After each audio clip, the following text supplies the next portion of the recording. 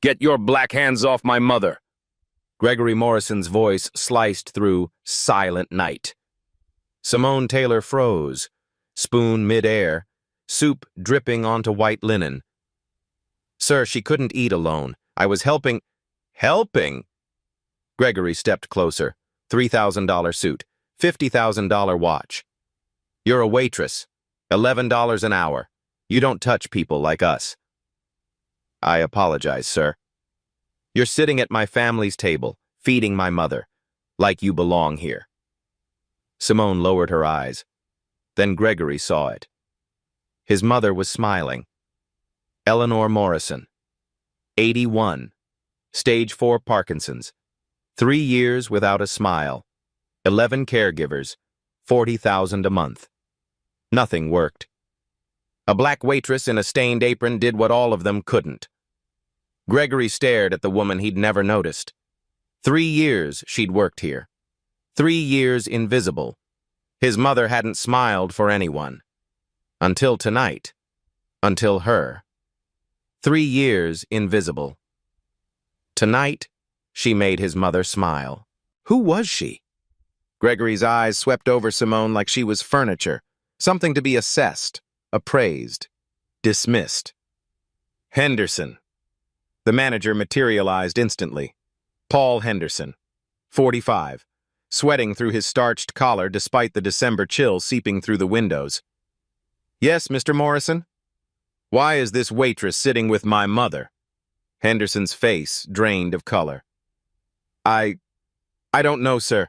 Taylor, what were you thinking? You know the rules. Section 3 only, no contact with VIP guests.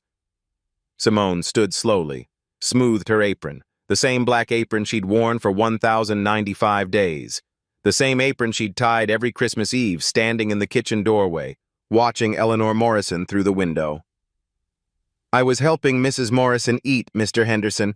Her caregiver stepped outside to take a phone call. Mrs. Morrison was struggling with her spoon. The tremors were bad tonight. I have training in... Training? Gregory cut her off. His voice was ice. What training does a waitress have? You carry plates, you refill water glasses, you smile and say, enjoy your meal. That's your training. I was a CNA for 18 years, sir. Certified nursing assistant. I specialized in Parkinson's care at Greenwood Hospice before I came here. Gregory paused. Something flickered across his face. Confusion, maybe. Or the beginning of suspicion. A CNA. 18 years of medical experience. And now you're serving tables in a steakhouse for $11 an hour? Yes, sir. Why? Why would anyone make that choice? Simone didn't answer. Her hand moved unconsciously to her chest. Beneath the white uniform shirt, hidden under the fabric, hung a thin chain. And on that chain, something she never took off. She caught herself, dropped her hand. But Gregory noticed. What's that? Under your shirt. I saw you touch it. It's nothing, sir. Personal. Everything in this restaurant is my business. I own this building. I own the chairs you're standing between. I own the air you're breathing right now. Nothing here is personal. Simone met his eyes. For just a moment. Something flickered there. Something that wasn't submission. Something that looked almost like defiance. Not this, sir. The two words landed like stones in still water. Gregory wasn't used to being told no, not by anyone. Certainly not by someone in a stained apron who made $11 an hour, someone who should have been invisible. He opened his mouth to respond, but Eleanor made a sound, a soft moan. Her trembling hand reached across the table, fingers grasping toward Simone like a child reaching for comfort. Mom. Gregory moved to her side, knelt beside the wheelchair. Are you okay? Did she hurt you? Did she do something wrong? Eleanor shook her head, slow, labored. Her eyes never left Simone's face. She knows. Knows what, Mom? What does she know? Eleanor's lips moved. No sound came out. The Parkinsons had stolen so much from her. Words came hard now. Sentences came harder. Some days, whole hours passed in silence because the effort of speaking was simply too much. But Simone understood. 3 years of watching from across the room. 3 years of learning Eleanor's rhythms, her patterns, her silent language. The way her left hand trembled more than her right. The way her eyes clouded when she was tired. The way she touched Derek's empty chair every time she sat down. Simone knew what Eleanor was trying to say. She just couldn't say it for her, not yet.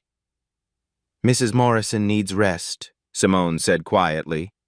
"And thickened liquids. The soup consistency is wrong, it's too thin.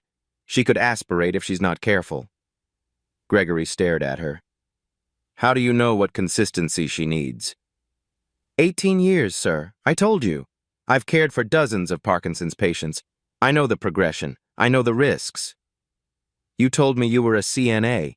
You didn't tell me why you left, why you're here, why you're serving tables instead of saving lives." Simone was quiet for a long moment. "Some lives can't be saved, Mr. Morrison. Sometimes all you can do is watch and make sure someone's there at the end."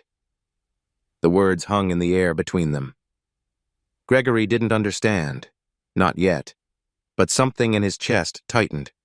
Some instinct told him this woman knew more than she was saying. "Who are you, really?" he asked. "And don't tell me you're just a waitress. I'm not stupid." Simone looked at Eleanor. The old woman's eyes were wet with tears. Then she looked back at Gregory. "I'm someone who made a promise, Mr. Morrison, a long time ago, to someone who can't ask me to keep it anymore." She turned and walked toward the kitchen door. Gregory watched her go. 3 years she'd worked in his building, 3 years invisible. And suddenly, he couldn't look away. A promise. To someone who couldn't ask anymore. Gregory watched her disappear into the kitchen.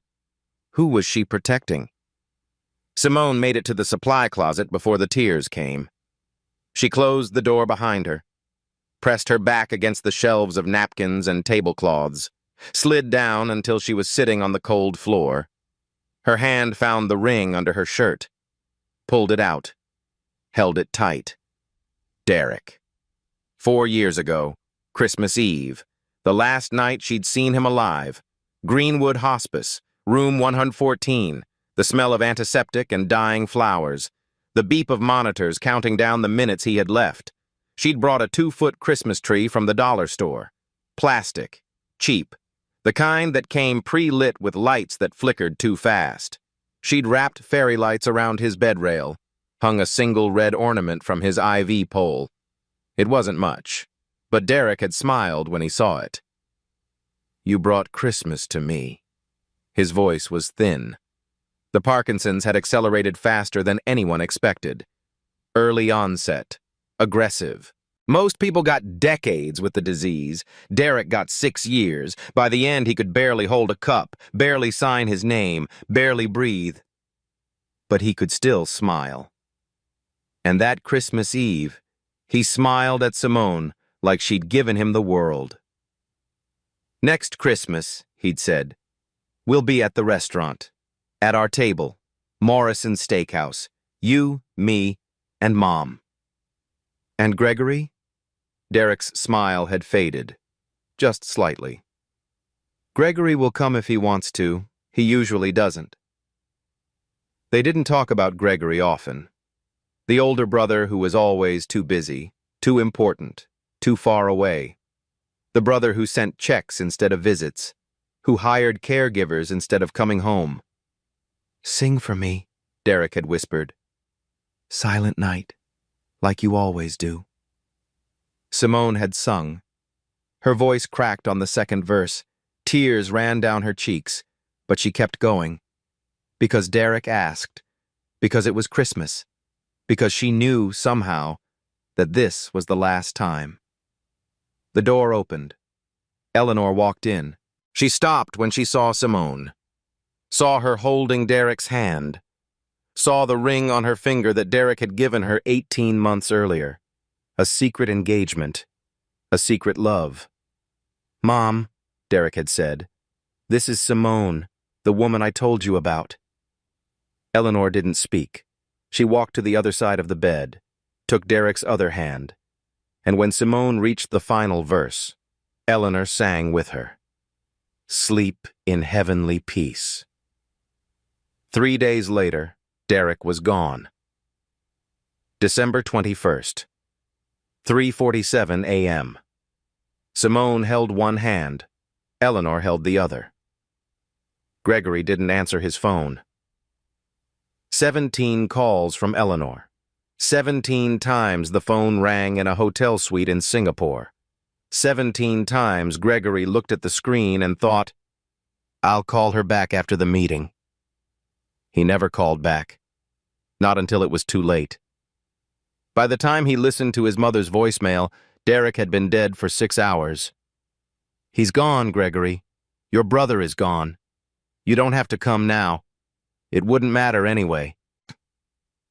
Now, 4 years later, Simone sat in a supply closet in Morrison's steakhouse, still wearing the ring, still keeping the promise, still invisible to the man who owned everything and noticed nothing.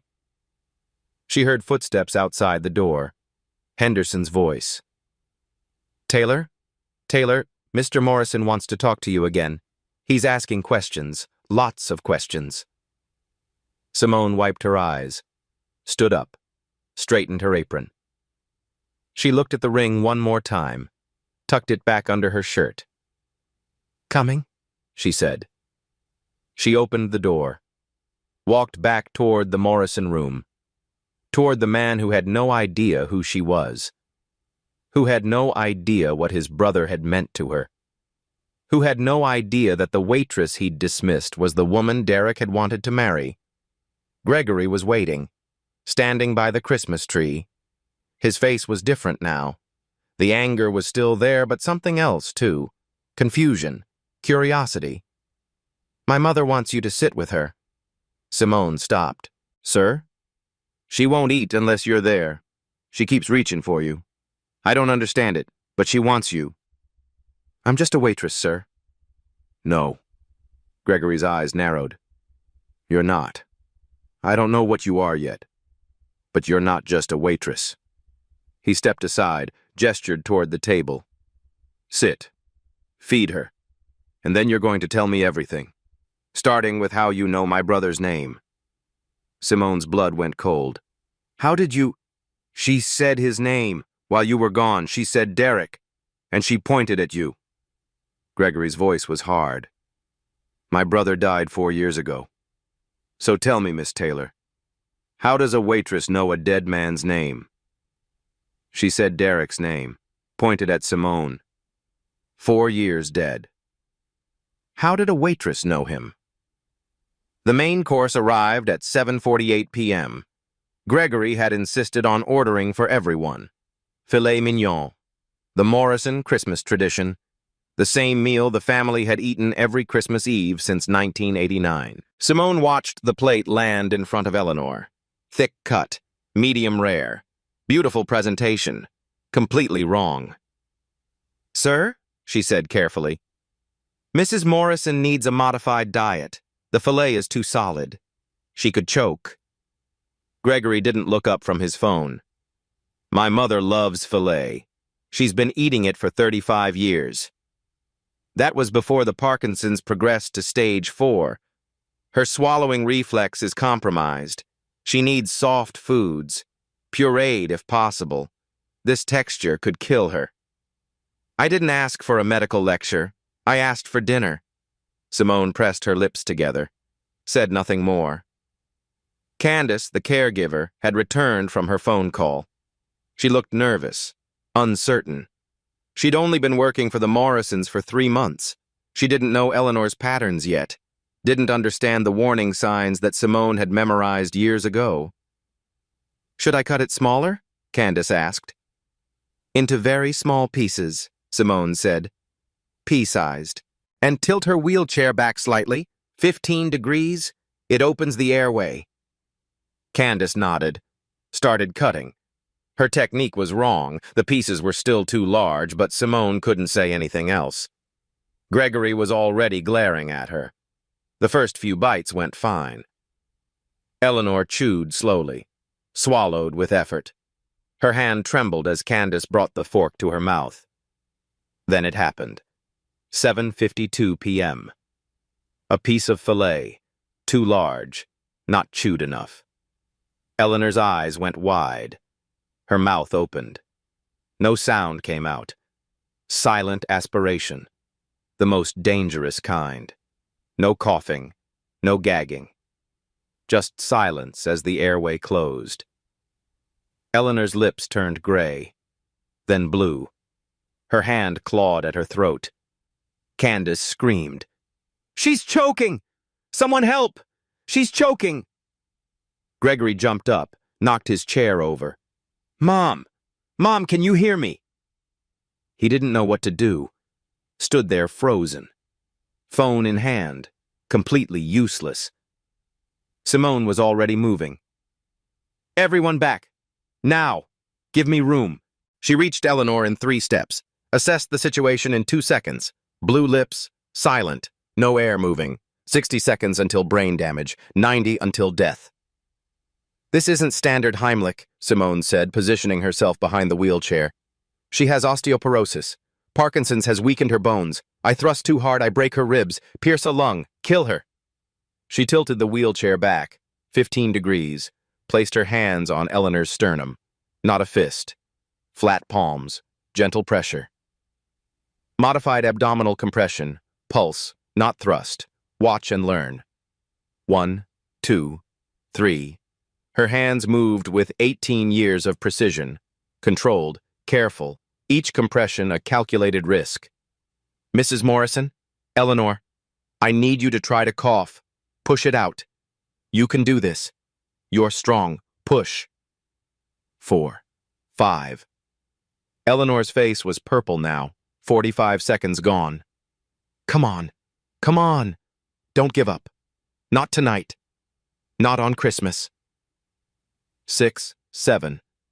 A sound, wet, desperate, like a drain unclogging. Eleanor coughed. The chunk of filet flew from her mouth, landed on the white tablecloth, red meat on white linen, like blood on snow. Color flooded back into Eleanor's face. 8 seconds, pink replacing purple, life replacing death. Simone grabbed a napkin, wiped Eleanor's mouth, checked her pulse. 88 beats per minute. Shallow breathing, but clear. "She's okay. She's breathing. She's okay." The Morrison room was silent. The Christmas music had stopped. Someone had turned it off during the chaos. Gregory still hadn't moved. His phone was on the floor. Screen cracked. He must have dropped it. "You..." His voice was hoarse, shaking. "You just saved her life." Simone didn't look up. She was already reaching for a glass, pulling a small packet from her apron pocket. Thickener. The same thickener she'd carried every shift for 3 years, just in case. "She needs honey-thick liquids now, not water. Water's too thin. She'll aspirate again." She mixed the thickener into the water, brought it to Eleanor's lips. The old woman drank, slowly, carefully. 3-second pauses between each sip. "The filet was wrong," Simone said quietly. "I told you it was wrong. She can't have solid cuts anymore. You would have known that if you ever asked. If you ever came to her doctor's appointments, if you ever sat with her during meals instead of sending strangers." Gregory's face crumpled. The billionaire mask fell away. Underneath was just a man, a scared man who had almost watched his mother die because he didn't know how to feed her. "I didn't know," he whispered. "I didn't know it was this bad." "No, you didn't." Simone finally looked at him. "You pay $40,000 a month for people to know for you, but money doesn't watch. Money doesn't learn her rhythms. Money doesn't carry thickener in its pocket just in case." She stood. Her apron was stained now. Soup from earlier, something else from the crisis. Your brother knew, she said. Derek knew everything about her care. He spent hours with her doctors, learned every medication, every risk, every protocol. Gregory flinched at his brother's name. How do you know what Derek knew? Simone reached under her shirt, pulled out the chain, let the ring catch the light of the Christmas tree. Because he taught me. Every night, in the hospice, while you were closing deals in Singapore, he was teaching me how to keep your mother alive. Gregory stared at the ring. That's a man's ring. It was your brother's.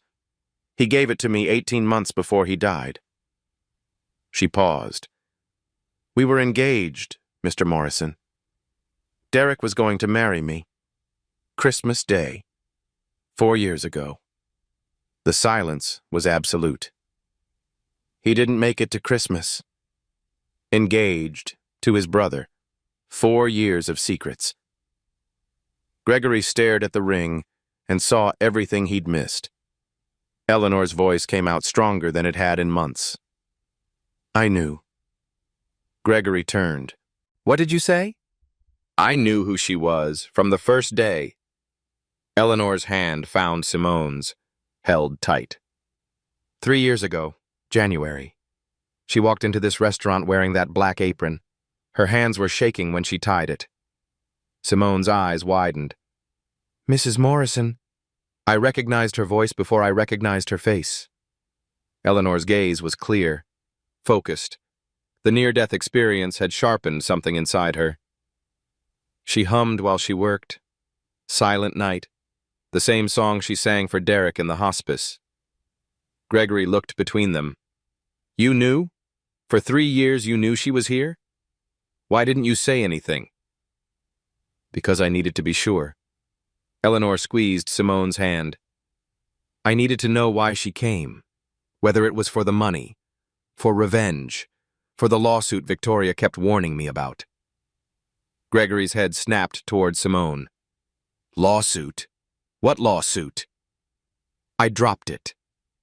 Simone's voice was barely audible. 6 months ago. I dropped the lawsuit. What lawsuit? Eleanor answered for her. She sued the estate for $2 million, the money Derek left her in his will. Derek left her money? Derek had a will? Victoria blocked it, called it fraud, said Simone had manipulated Derek during his illness, exercised undue influence over a dying man. Eleanor's voice hardened. Victoria lied. Gregory ran a hand through his hair. This is insane.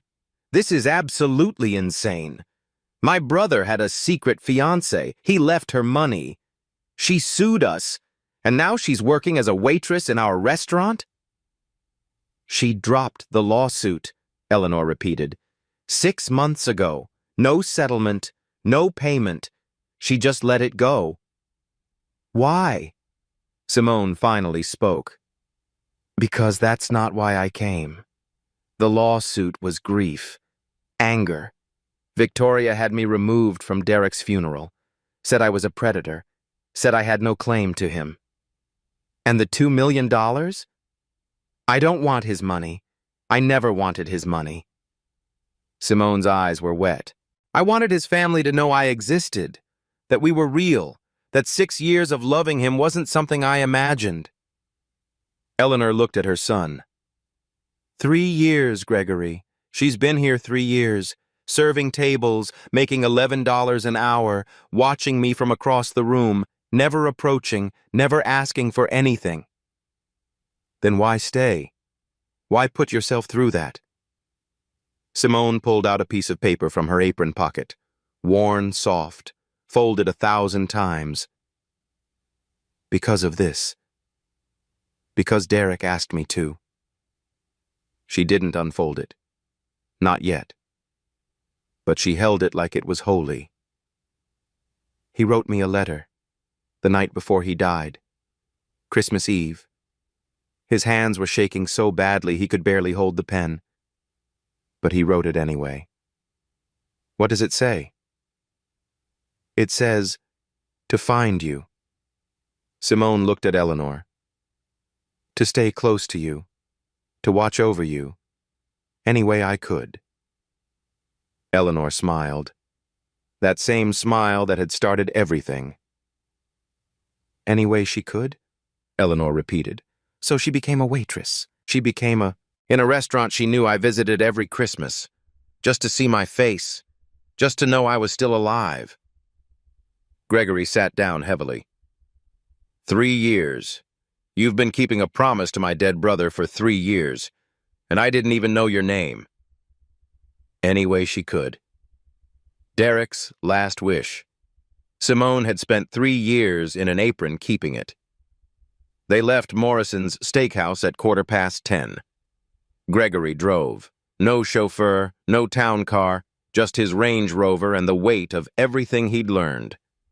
Simone sat in the back seat, still wearing her apron. She hadn't had time to change, hadn't even clocked out. Henderson would probably mark her as having abandoned her shift. 3 years of perfect attendance ended on Christmas Eve. She didn't care. The drive to Greenwich took 45 minutes. Snow fell gently on the windshield. Wipers swept back and forth in a hypnotic rhythm. Christmas lights twinkled in every window they passed. Normal families having normal holidays, unaware of the drama unfolding in the black Range Rover gliding past. Eleanor slept in the front passenger seat. The choking had exhausted her, but her hand still reached back, fingers wrapped around Simone's wrist. Even in sleep, she didn't want to let go. Gregory watched them in the rearview mirror. She's never done that before, he said quietly. Reached for someone like that. Not even me. Simone didn't respond. The caregivers, they're professionals. They do their jobs, but she never reaches for them. She tolerates them. There's a difference. There is.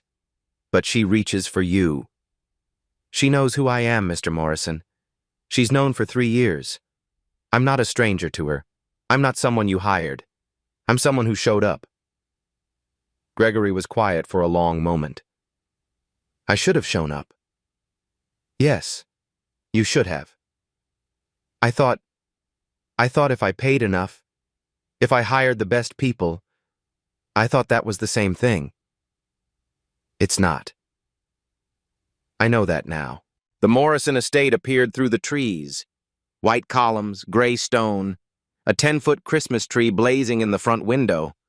The kind of house that appeared in architectural magazines. The kind of house that looked warm from the outside but could feel like a museum inside. Simone had never been here before. Derek had described it to her.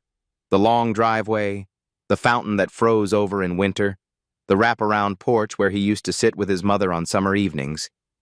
She'd imagined it 1,000 times, but imagination was different from reality. A night nurse was waiting at the door. Gregory had called ahead. Another stranger, another professional. I can take her in, the nurse said, reaching for Eleanor's wheelchair. No, Gregory's voice was firm. Simone will do it. The nurse blinked, looked at Simone's stained apron, her messy hair, her red-rimmed eyes. Sir, I'm a certified... I know what you are. Simone will do it. He looked at her. Something had shifted in his expression. The contempt was gone. In its place was something harder to name. Respect, maybe. Or the beginning of it. Will you? Simone nodded, took the handles of Eleanor's wheelchair, pushed her through the front door. The foyer smelled like pine and old money. A crystal chandelier hung overhead. Oil paintings lined the walls. Morrisons going back generations. Men in suits, women in pearls. The accumulated weight of legacy. And there, on the mantel above the fireplace, in a simple silver frame, was Derek. Simone stopped. The photo was from 5 years ago, before the diagnosis, before the tremors started. He was laughing at something off camera. His eyes crinkled at the corners the way they always did when he was truly happy, the way they'd crinkled when he looked at her. Her hand went to the ring under her shirt. Instinctive. Always. That was his favorite picture, Eleanor said softly. She was awake now. Had been for a few minutes, maybe. Taken at the restaurant. Christmas Eve. The year before he got sick. He looks happy. He was. That was the year he told me about you. Gregory came up behind them. Saw what they were looking at. His jaw tightened. I should have been there when that photo was taken. I was in Tokyo. Couldn't get away. You could have gotten away, Eleanor said. You chose not to. Mom, I'm not saying it to hurt you, Gregory. I'm saying it because it's true, and because tonight you need to hear true things. She reached up, touched Simone's hand on her shoulder. Give her Derek's room. Gregory froze. What? His room. 2nd floor, 3rd door on the right. She'll stay there tonight. Mom, I don't think that's... 4 years that room has been empty. 4 years his things have been gathering dust. Victoria wanted me to pack it all up, turn it into a guest suite, something useful. Eleanor's voice hardened. I refused, because I knew. Somehow I knew Simone would come, and she would need somewhere to sleep. Gregory looked at Simone, then at his mother, then at the photo of his brother. This is insane. Maybe, but it's also right. Eleanor's eyes met his. Derek loved her, Gregory. He wanted to marry her. He wanted her to be part of this family. The least we can do is give her his room for one night. Gregory was silent for a long moment. Then he nodded. 2nd floor, 3rd door on the right. There should be clean sheets in the hall closet. Simone's throat tightened. I can't accept. You can. You saved her life tonight. That's not something I can repay. But I can give you a bed. He paused. And tomorrow we'll figure out the rest. Simone pushed Eleanor's wheelchair to the bottom of the stairs. The night nurse appeared, ready to take over for the journey to the 1st floor bedroom that had been converted for Eleanor's needs. I'll see you in the morning, Eleanor said, squeezing Simone's hand. We have a lot to talk about. We do. And Simone? Yes? Eleanor smiled, that same smile, the one that had started everything. Thank you. For keeping your promise. For staying. For showing up when no one else would. Simone couldn't speak, just nodded. Watched as the nurse wheeled Eleanor away. Then she climbed the stairs. 2nd floor, 3rd door on the right. Derek's room. She turned the brass handle, pushed the door open, stepped inside. And there he was, everywhere. Navy blue walls, bookshelves lined with paperbacks. Mysteries, mostly, the kind he used to read to her in the hospice. A Yale pennant over the desk, trophies from high school tennis, photos everywhere. Derek at graduation, Derek with Eleanor. Derek as a child, holding Gregory's hand. And there, on the nightstand, a photo she'd never seen before. Her.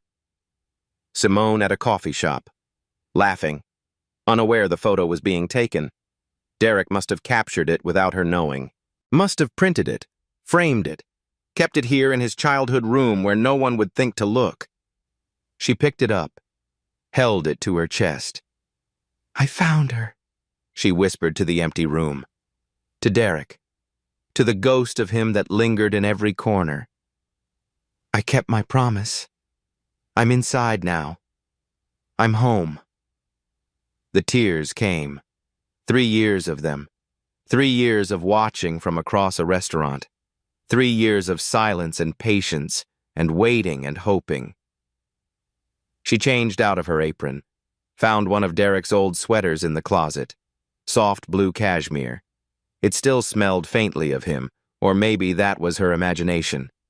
Maybe after 4 years the smell was gone. But she could pretend. She climbed into his bed, pulled the covers up. And for the first time since he died, she slept without nightmares. She dreamed of Christmas morning instead, but Christmas morning was 3 days away, and Victoria Morrison was already on her way home. She slept in Derek's bed, wore his sweater, finally home. But Victoria was coming. And Victoria never forgave. December 27th, 7:15 p.m., 3 days after Christmas. Victoria Morrison's heels struck the marble foyer like hammer blows, each step a declaration of war. What the hell is she doing here? Simone looked up from Eleanor's dinner tray. Oatmeal tonight, honey-thickened applesauce, soft foods, safe foods, 3 days without incident. Victoria. Gregory appeared in the doorway. He looked tired, dark circles under his eyes, too many conversations with Eleanor, too many revelations. I can explain. Explain? Victoria's voice could shatter crystal. Explain why the woman who sued our family for $2 million is feeding our mother? Explain why she's wearing Derek's clothes? Explain why she's sitting at our table like she has a right to exist in this house? Victoria. I got a call from Henderson. He said you took the Christmas Eve waitress home. I thought it was a joke. Victoria's eyes locked on Simone. Cold, calculating. I see it's not. Eleanor tried to speak. Her voice came out thin, weak. Victoria, you need to listen. No, Mom. You need to rest. Victoria didn't even look at her. This is between me and Gregory. And her. She pulled out her phone, started reading from the screen. Simone Taylor, former CNA at Greenwood Hospice, filed a $2 million lawsuit against the Morrison estate 14 months ago, claimed Derek Morrison left her money in a secret will. Case was dismissed due to lack of evidence and suspected undue influence over a terminally ill patient. She looked up, smiled, the smile of a predator who'd cornered her prey. She's a professional, Gregory, a con artist. She targets dying men, makes herself indispensable, and then goes after their estates. I dropped the lawsuit, Simone said. Her voice was calm. She'd been expecting this, dreading it, but expecting it. 6 months ago, voluntarily. After your case fell apart? After our lawyers proved you had no legitimate claim. After I realized the money didn't matter, it was never about the money. Then what was it about? Victoria stepped closer. Revenge? Attention? You couldn't have Derek, so you decided to destroy his family instead? I loved him. You manipulated him. He was sick, vulnerable, and you took advantage. Victoria. Gregory's voice was sharp. That's enough. It's not enough. Not even close. Victoria turned on him. Do you know what else she did? She applied to 3 different restaurants owned by Morrison Capital. 3. This was the only one that hired her. The only one where Mom eats every Christmas Eve. Gregory's face changed. Is that true? Simone hesitated. I needed to be close to her. Derek asked me. Derek is dead. Victoria's voice cracked like a whip. Dead men don't ask for anything. Dead men leave estates. And you wanted yours. That's not 3 years, Gregory. 3 years she's been stalking our family, watching, waiting. And the moment Mom choked, the moment you were vulnerable, she made her move. She saved Mom's life. Did she? Or did she create a situation where she could look like a hero? Victoria's eyes narrowed. She's a trained CNA. She knows Parkinson's. She knows choking protocols. What if she knew exactly when to step in? What if she was waiting for exactly this moment? That's insane. Is it? She sued us for $2 million. She's been working in our restaurant for 3 years. She seduced our dying brother, and now she's sleeping in his bed. Victoria turned to Gregory. How much more evidence do you need? Gregory looked at Simone, then at Victoria, then at Eleanor, who was crying silently in her wheelchair. I need to think, he said finally. I need time to figure out what's real. What's real is that she needs to leave. Now. before she does any more damage. Gregory was quiet for a long moment. Then he looked at Simone. I think you should go. Just for now. Just until I can sort through all of this. Simone's heart cracked. But she didn't argue. She'd known this was coming. Derek had warned her. In the letter. Victoria will try to destroy everything. I understand.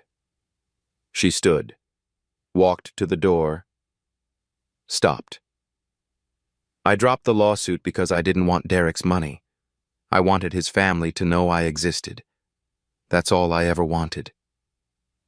She looked at Eleanor. I'm sorry. I'm so sorry. Eleanor reached for her, crying, helpless. But Simone was already gone. Outside, the snow was falling again. Christmas lights still glowed on the porch. The world looked peaceful, beautiful. Simone stood in the driveway. No coat, no phone, no way home. She'd lost everything. Again. Victoria watched from the window, smiling. The door closed. The snow kept falling. Victoria smiled. Simone had lost everything. Again. Eleanor Morrison stopped eating at sunrise on December 28th. Not gradually, not accidentally. A decision. When Candace brought breakfast, Eleanor turned her head.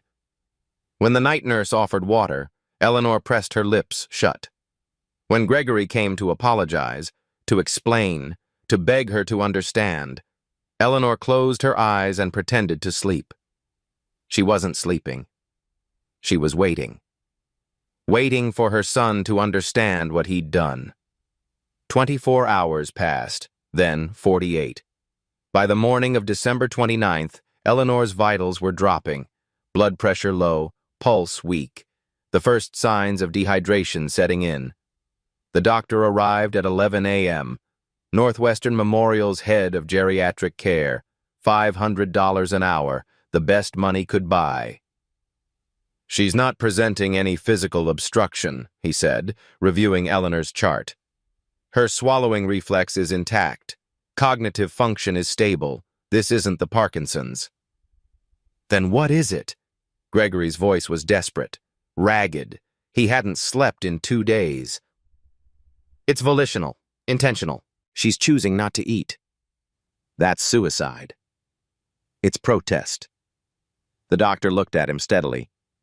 I've seen this before in elderly patients who feel they've lost control of their lives. They stop eating as a way of asserting agency, the only power left to them. Agency over what? That's a question you'll have to ask her yourself, Mr. Morrison. I can treat her body. I can't treat her heart. The doctor left. Gregory sat by Eleanor's bed for hours, watching her breathe, watching her fade. Mom, please, you have to eat something. Anything. A sip of water, a bite of toast. Please. Silence. I know you're angry about Simone. I know you think I made the wrong choice. But Victoria showed me the records, the lawsuit, the applications to our restaurants. She was targeting us. Eleanor's eyes opened. Finally. But they weren't soft. They were hard. Angry. She was keeping a promise. Mom. A promise to your brother. The brother you never visited. The brother whose calls you ignored. The brother who died alone because you were too busy closing deals. That's not fair. Fair? Eleanor's laugh was bitter, hollow. You want to talk about fair? Victoria has been lying to you for 4 years. She told me Simone was a predator. She told me the lawsuit was about greed. She never told you that Simone dropped it. 6 months ago. No payment, no settlement. Just walked away. Gregory went still. What? Simone withdrew the lawsuit voluntarily because she realized the money was never what she wanted. She wanted us to acknowledge her, to accept her, to treat her like the family Derek wanted her to be. Victoria said, "Victoria lies." Eleanor's voice cracked. Victoria blocked Derek's will because she didn't want anyone outside the family touching Morrison money. She called Simone a manipulator because it was easier than admitting Derek loved someone she didn't approve of. Mom, I was weak. I believed Victoria because I was tired, because fighting took energy I didn't have. But Simone never gave up. She became a waitress, Gregory, $11 an hour, stained apron, standing on her feet for 8 hours a day, just to see my face once a year. Eleanor grabbed his hand. Her grip was weak but desperate. She goes to the cemetery every Christmas Eve, after her shift. She walks to Greenwood and sits with Derek until morning, in the cold, in the snow, telling him about her year, about me, about how she's still trying to keep her promise. Gregory felt something crack inside his chest. How do you know that? Because I asked Henderson, years ago. I wanted to know where she went after work, what she did when she wasn't watching me from across the restaurant. Eleanor's eyes were wet. 3 years, 3 Christmases. She never missed a visit. Not once. Gregory stood. His legs felt unsteady. Where is she now? I don't know. You threw her out without a coat. Without money? Without anywhere to go? I didn't throw her out. I asked her to leave. Same thing. To someone who has nothing, it's the same thing. Gregory moved toward the door. Find her. Eleanor's voice stopped him. Find her before it's too late. Before I run out of time. Mom, don't talk like that. I'm 81 years old. Stage 4 Parkinson's. I almost died 3 days ago eating a piece of steak. I don't have the luxury of pretending I have forever. She looked at him. Her son. The boy she'd raised. The man she barely knew. Find her. Bring her back. And don't come home without her. What about Victoria? Victoria can go to hell. Eleanor turned her face to the wall. I'm done protecting her feelings. I'm done being afraid of her. Derek loved Simone. That's enough for me. It should be enough for you. Gregory stood in the doorway, watching his mother's frail body, her trembling hands, the monitors beeping out the rhythm of a life running low. There's a letter, Eleanor said quietly. Derek wrote it the night before he died. Simone carries it everywhere. She's never shown it to anyone. What does it say? I don't know. But I know Derek. And I know he wouldn't have asked her to do all this without a reason. Eleanor closed her eyes. Find her. Read the letter. And then decide what kind of man you want to be. Gregory grabbed his coat, his keys, ran for the door. Behind him, Victoria's voice echoed from somewhere in the house, demanding to know where he was going, what he was doing, why he was ruining everything. He didn't stop. He didn't look back. If Simone was still in this city, there was only one place she would be. The same place she went every Christmas, the cemetery. Eleanor stopped eating. 48 hours. She wouldn't start again until Simone came back. Gregory had one chance to make it right. Greenwood Cemetery, December 30th, 6:15 a.m. The snow had stopped falling sometime before dawn. Now it lay thick and white over everything. Headstones like soft sculptures, trees like frozen ghosts. The world holding its breath. Gregory found her in Section D, Row 14. She was sitting on a stone bench, facing Derek's grave. No coat. He noticed that first. Just the same clothes she'd been wearing when she left. Derek's blue sweater, jeans, snow gathering on her shoulders like a second skin. She didn't turn when she heard his footsteps. I knew you'd come eventually. Gregory stopped a few feet away. How? Because your mother is stubborn, and because underneath everything you're not as cruel as you want to be. He moved closer, looked at the headstone. Simple gray granite. Derek Morrison, 1971, 20-20. Beloved son, beloved brother, missed always. The words felt inadequate. Everything felt inadequate. She stopped eating, Gregory said. Mom, 2 days now. The doctor says it's a protest. It is. She won't start again until you come back. Simone was quiet for a moment. Her breath made small clouds in the frozen air. I'm not coming back to be thrown out again. I can't survive that. Not a third time. There won't be a third time. You said that before, when you gave me Derek's room, when you started to trust me. I know. And then Victoria came and you believed her, because believing her was easier than believing me, because she's your sister, because I'm nobody. The words hurt, because they were true. Gregory sat down on the bench. The stone was freezing through his coat, but he didn't care. My mother says there's a letter, that Derek wrote you something the night before he died. Simone's hand went to her pocket. Protective, instinctive. She says she's never read it, that you've never shown it to anyone. He paused. Will you show me? Simone didn't move for a long moment. Then, slowly, she pulled out a piece of paper, worn soft from years of handling, folded and unfolded 1,000 times. He could barely hold the pen, she said quietly. The tremors were so bad, but he wrote for 20 minutes, crossed things out, started over. It took everything he had left. She held the letter out. Gregory took it, unfolded it with trembling hands. The handwriting was shaky, almost illegible in places, but the words were clear. Simone, when you read this, I'll be gone. I'm sorry for hiding you, for making you wait, for being too much of a coward to tell my family the truth. I know what's going to happen next. Victoria will come for you. She'll try to destroy everything, call you a predator, a gold digger. All the names she used for every woman I ever loved who wasn't good enough for Morrison money.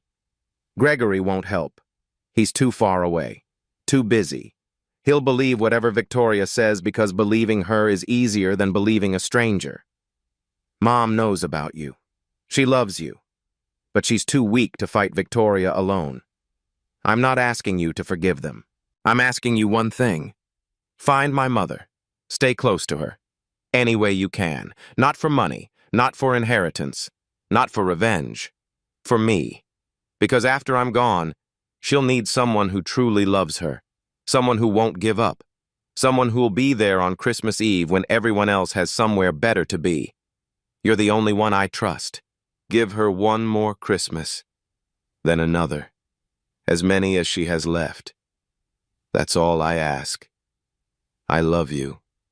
I've always loved you. I'm sorry I didn't tell the world when I had the chance. Merry Christmas, my love. Derek Gregory read the letter twice, 3 times, the words blurring as his eyes filled with tears. Any way you can, he whispered. He wrote that. He knew. Simone's voice was steady. He knew Victoria would block the will. He knew you wouldn't believe me, so he asked me to find another way. And you became a waitress. It was the only door Victoria couldn't close. I couldn't come to the house, couldn't call, couldn't write letters, but I could apply for a job at a restaurant. I could tie on an apron and serve tables. I could stand across the room and watch your mother eat. For 3 years, for as long as it took. Simone took the letter back, folded it carefully, returned it to its place over her heart. I didn't plan any of this. The choking, you seeing me. I was just going to watch her, like always. But she was struggling, and I couldn't just stand there. Gregory was quiet. Then he stood, walked to Derek's grave, knelt in the snow. I'm sorry, he said to the stone. I should have been there, should have answered Mom's calls, Should have asked you about your life instead of assuming I knew everything." His voice broke. "I should have known about her." Simone watched him cry. The billionaire. The man who owned buildings and made deals and thought money could fix everything. Kneeling in the snow, talking to a brother he'd failed. When he finally stood, his eyes were red. Eyes were raw. "Will you come back? Please. Not for me. For her. For him." Simone looked at Derek's grave, then at Gregory. "I never really left. I was just waiting for you to ask." "Any way you can." Derek's last words. Simone had lived them for 3 years. Now Gregory finally understood. 1 year later, Christmas Eve, Morrison's Steakhouse. The Morrison room looked the same. 12-foot tree, crystal chandeliers. Silent Night playing softly through the speakers. But the table was different. Eleanor sat at the head, smiling. Really smiling. The kind of smile that comes from being surrounded by people who show up. Gregory sat to her right.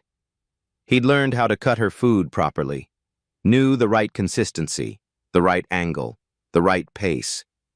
He came to dinner every Sunday now, never missed. Simone sat to Eleanor's left, not wearing an apron, not wearing a waitress uniform, wearing a deep red dress, the color of Christmas, the color of new beginnings. And Derek's chair? Still there, still at the table, but this time it held a single framed photograph. Derek laughing, eyes crinkled, happy. "To Derek," Eleanor said, raising her glass of thickened cider. "Who brought us together? Who taught us what family really means?" "To Derek," they echoed. Simone touched the ring under her dress, the same ring she'd worn for 6 years. She'd never take it off, but she didn't hide it anymore. "I kept my promise," she thought. "I found her. I stayed. Any way I could." Across the room, Henderson watched from the doorway. The waitresses whispered among themselves. "Isn't that Taylor? From Section 3? Used to be. She's family now." Family. The word had taken 3 years to earn. 3 years of aprons and invisible shifts and watching from across the room. But Simone was finally where she belonged. Not in the kitchen, not carrying plates, not invisible. At the table, holding Eleanor's hand. Part of the family Derek always wanted her to be. Outside, the snow fell soft and white. Inside, the Christmas tree glowed warm and bright. And somewhere, somehow, Derek Morrison smiled. His last wish had finally come true. If this story reminded you of someone you've overlooked, someone waiting to be seen, maybe today is the day to look a little closer. A subscribe and a like help us keep telling stories about the people we almost miss. Thank you for listening.